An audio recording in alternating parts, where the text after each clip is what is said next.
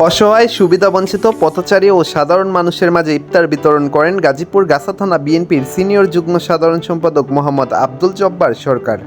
শুক্রবার বিকালে গাজীপুর সিটি কর্পোরেশনের ৩২ নং ওয়ার্ডের ডেগেরচালা এলাকায় এই ইফতার কর্মসূচি পালন করেন। এ সময় তিনি ইফতার বিতরণকালে সাংবাদিকদের বলেন, দেশরত্ন তারেক রহমানের নির্দেশে প্রতিদিন ৪-৫০০ অসহায় মানুষের মাঝে ইফতার বিতরণ করে যাচ্ছেন তিনি।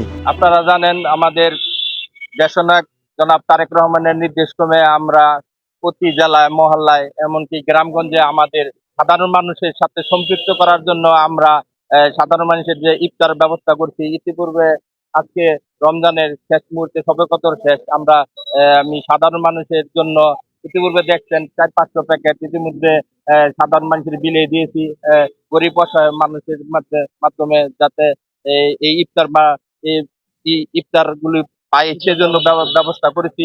এবং সামনে যে কয়দিন আছে আমি এভাবে ব্যবস্থা করার জন্য চেষ্টা করছি।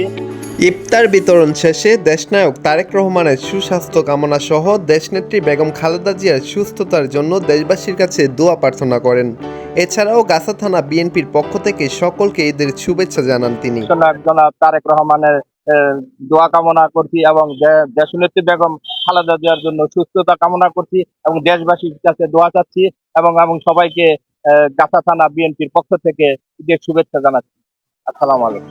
জাকারিয়া শিকদার, মাতৃবাংলা নিউজ, গাজীপুর।